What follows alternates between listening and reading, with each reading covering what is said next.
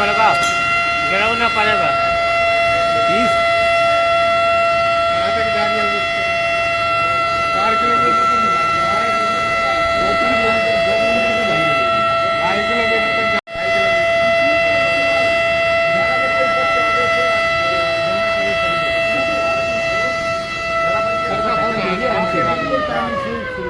आपको ढक्कन खुलेगा।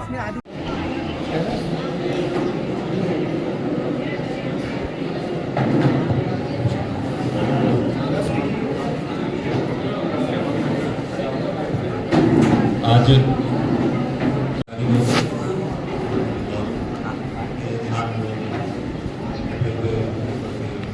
वरिष्ठ पुलिस अधीक्षक महोदय, अपर जिलाधिकारी महोदय, सभी मजिस्ट्रेट साहब में अपना सहयोग कर सकें। इसी कार्यक्रम के तहत आज हम सब यहाँ उपस्थित हुए हैं और विभिन्न प्रकार की चर्चाएं सुनी होंगी। तो किसी भी आपात स्थिति को निपटने के लिए एक सिविल डिफेंस का कंसेप्ट है कि जिसमें नागरिक न्यूनतम आवश्यक जान सभी इस बात को जानते हैं कि हम एक मजबूत देश हैं, हम सुरक्षित हैं, ये बात और इसका भाव भी हमें है। लेकिन कोई भी जागरूक समाज इन सब मजबूतियों के बाद भी अपनी तैयारी किसी भी आपात स्थिति के लिए अवश्य करता है। हम भी एक जागरूक समाज है। ये तैयारी हमें भी करनी चाहिए और इस तैयारी के लिए भारत सरकार द्वारा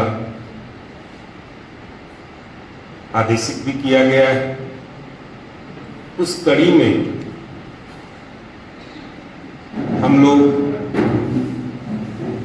अगर कोई आपात स्थिति उत्पन्न होती है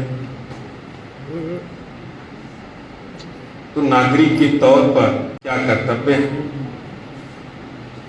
हमारे बचाव के क्या रास्ते हैं, हमें क्या करना चाहिए, क्या नहीं करना चाहिए, इस पे हम लोग चर्चा करेंगे और आप सभी से इस अनुरोध के साथ करेंगे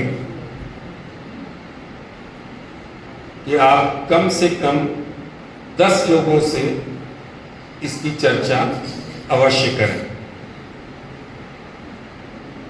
हम सिविल और स्कूल के बच्चों के साथ, अन्य जो समाज सेवी संगठन है, रेड क्रॉस सोसाइटी है, NSS है, NCC है, हमारे जो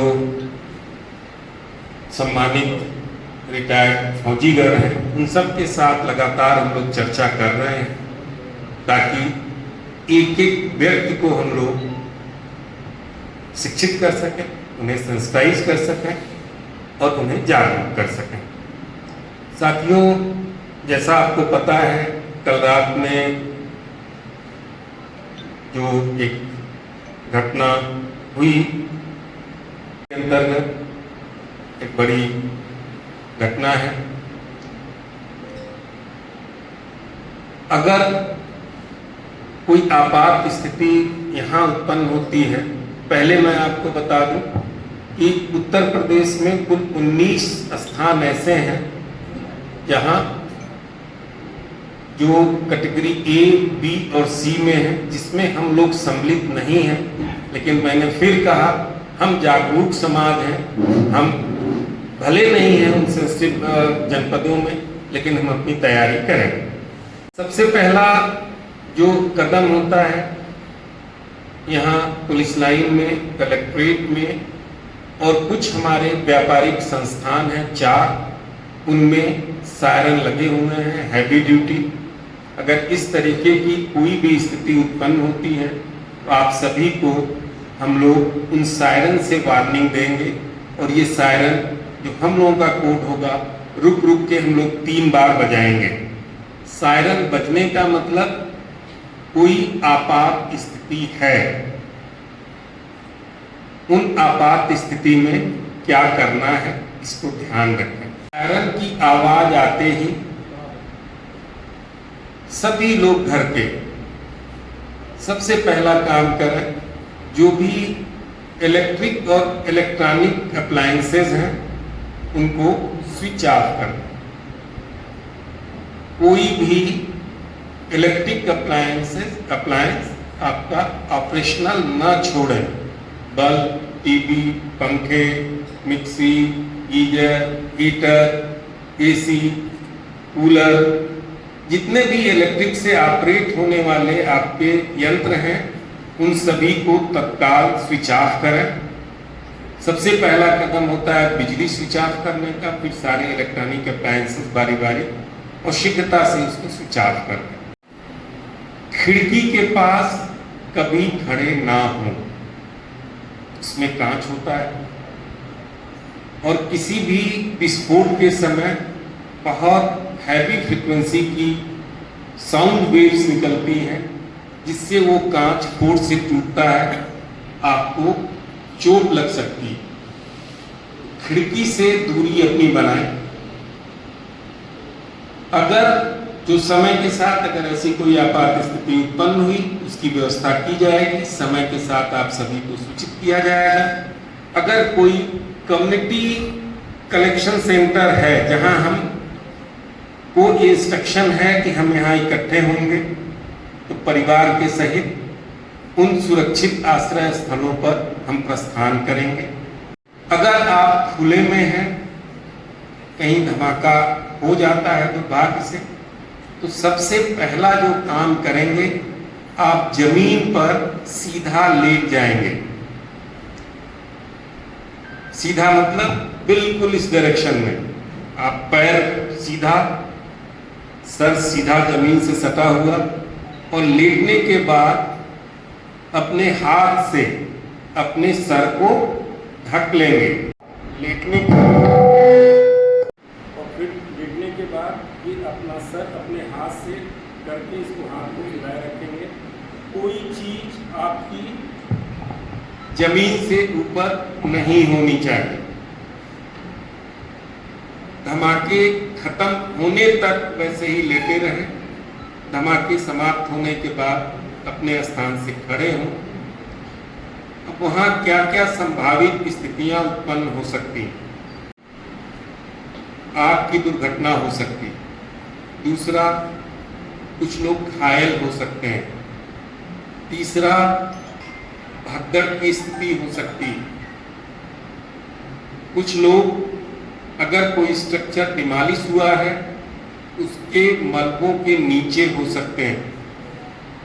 कुछ आपके नियंत्रण में होंगी, कुछ आपके नियंत्रण के बाहर होंगी। एक एक सिचुएशन हम लोग एक्सप्लेन करते हैं। आगजनी की स्थिति में अपनी तरफ से प्रयास न करें कि जिस किसी भी वस्तु से विस्फोट हुआ है, हो सकता है उसका कुछ अवशेष बचा हो। आपको उस आग के नजदीक जाने की आवश्यकता नहीं है, और यही कवायद होगी। अगर कोई सेल ब्लास्ट नहीं हुआ, वो डार्मेंट पड़ा हुआ है, तो कृपया उसके नजदीक ना जाएं। उससे कम 200 मीटर से ऊपर की दूरी बनाएं। हेल्पलाइन है, सांकेतिक सहायता केंद्र है। किसी भी तरह की सूचना 112 पर देने की सुविधा आपको प्राप्त है। 112 डायल करेंगे, कंट्रोल रूम का नंबर है उसको डायल कर सकते हैं। अपने अधिकारी जो लोकल हैं, आपके अफसर्स हैं, आपके COCT हैं, आपके नगर मजिस्ट्रेट हैं, आपके एडिशनल SP साहब हैं, ADM साहब हैं, SP साहब हैं, DM साहब हैं, जिसका है उसको लगा के सूचित करेंगे। 112 सबसे आसान है और बड़ी सुविधा है।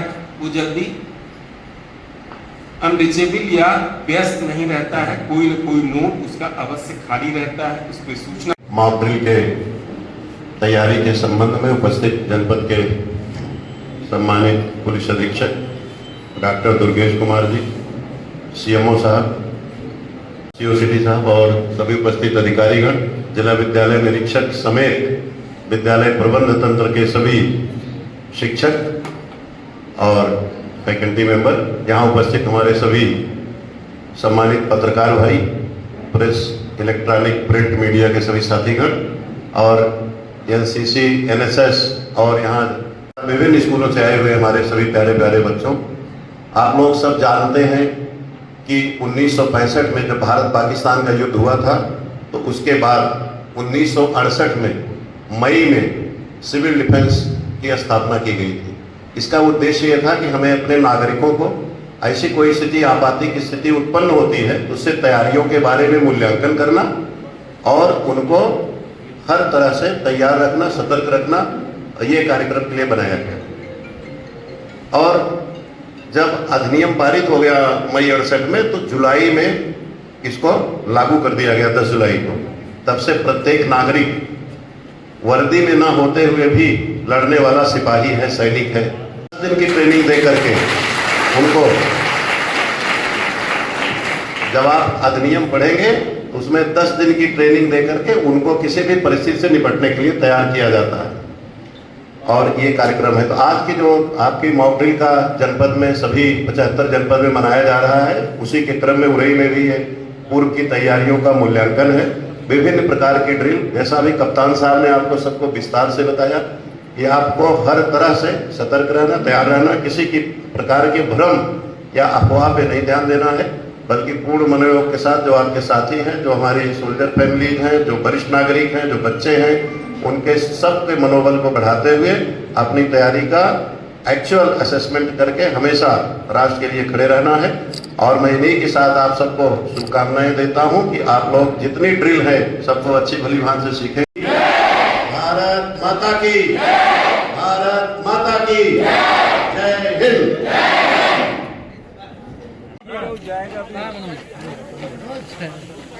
अच्छे फोटो निकालिएगा उधर। हाँ, कोई दिक्कत नहीं है।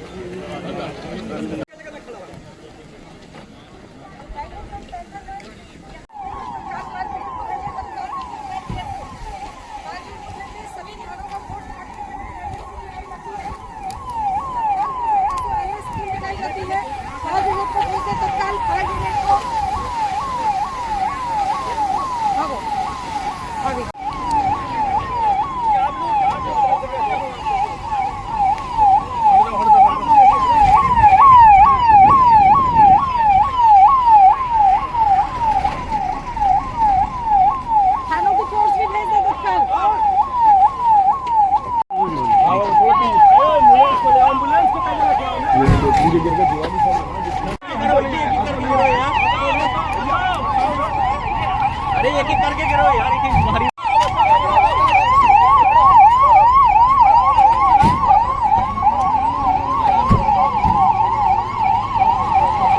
अरे पीछे देख।